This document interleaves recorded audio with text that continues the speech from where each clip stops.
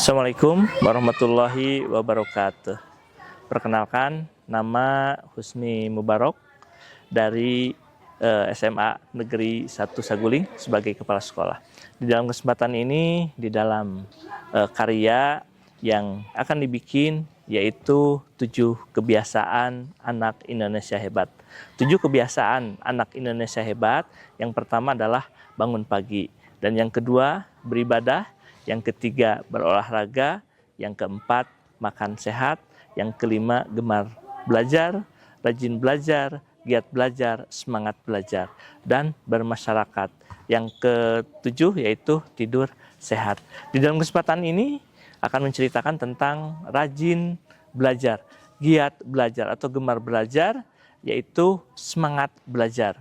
Nah, apa definisi gemar belajar? Gemar belajar adalah kebiasaan atau sikap seseorang untuk terus menambah pengetahuan, keterampilan, atau wawasan baru dengan rasa senang, antusias, dan berkeinginan kuat.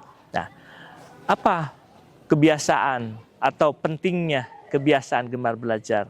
Kebiasaan gemar belajar penting karena membantu perkembangan murid untuk mencapai kesuksesan.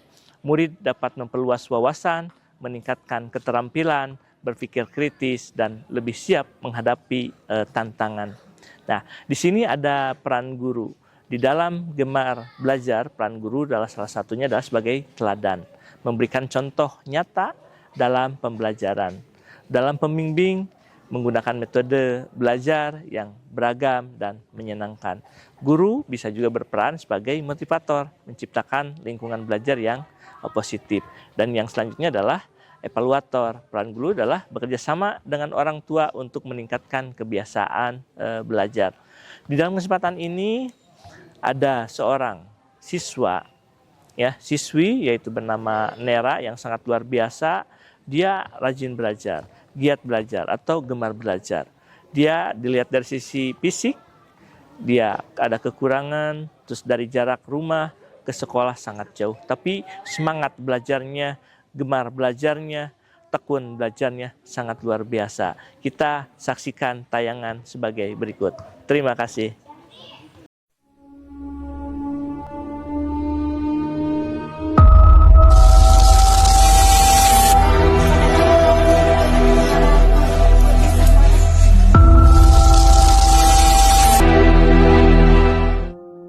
Perjuangan Nera menyeberangi Citarum untuk sekolah.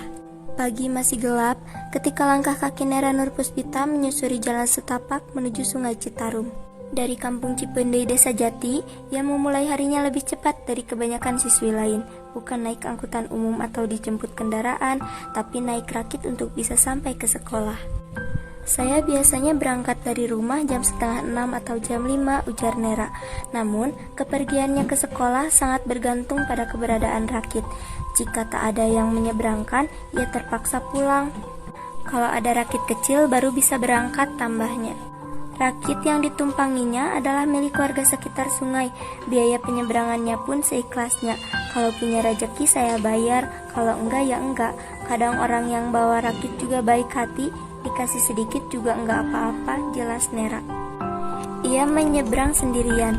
Setelah menyeberang, ia berjalan kaki cukup jauh hingga tiba di sekolah sekitar pukul 6.30. Ia jarang membawa bekal, kadang cuma bawa uang 5.000 sampai 10.000, kadang enggak sama sekali.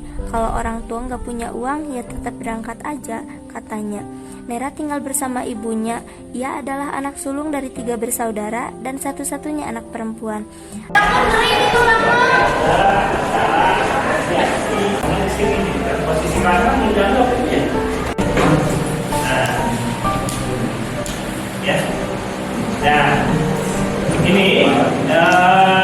Sekarang mari kita beri kesempatan kelompok 1 untuk menyampaikan pendapatnya. Silakan, boleh disampaikan oleh siapa?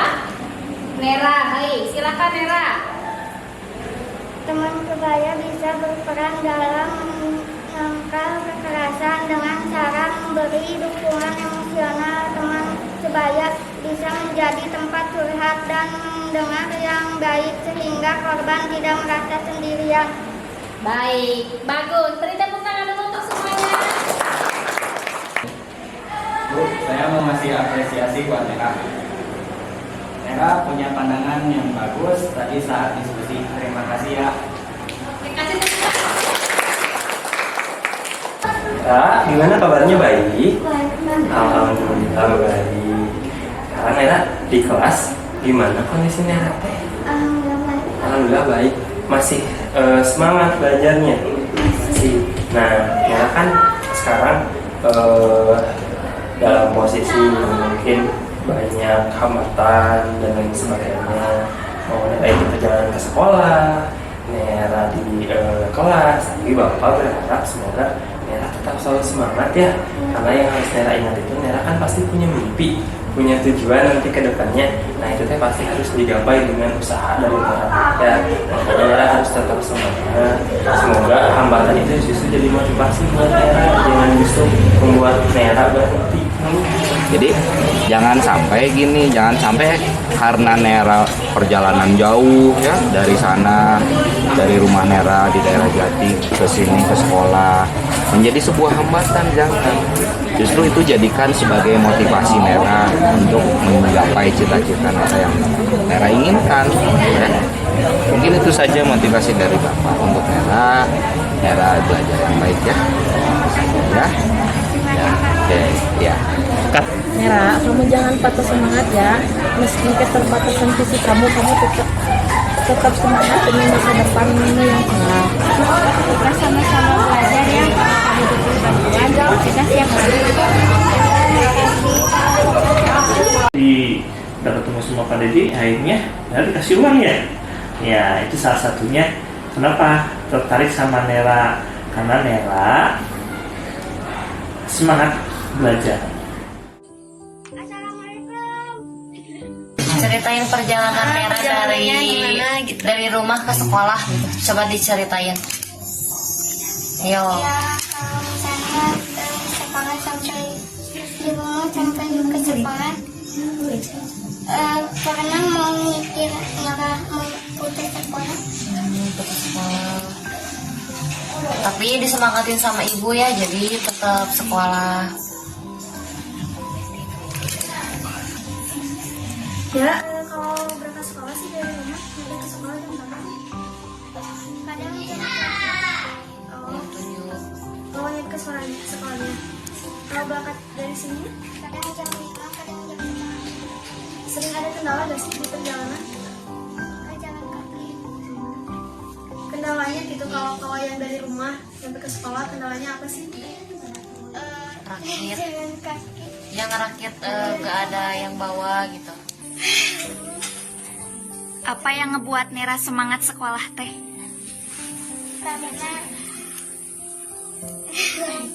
Karena ada ibu yang selalu semangatin dan Masya Allah. Keren. Makasih dulu dong ke ibu, makasih dulu ke ibu. Ini lucu. selalu semangatin Teteh, terus doain Teteh. Keren. Kalau Nera punya cita-cita gak sih? Apa cita-cita Nera? Ya kalau misalnya kuliah mau jadi bidan atau jadi dokter. Amin. Semoga impiannya tercapai. Sama terus Nera.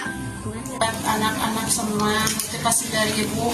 Dan anak-anak yang lain kan pada normal semua, jangan kan kalau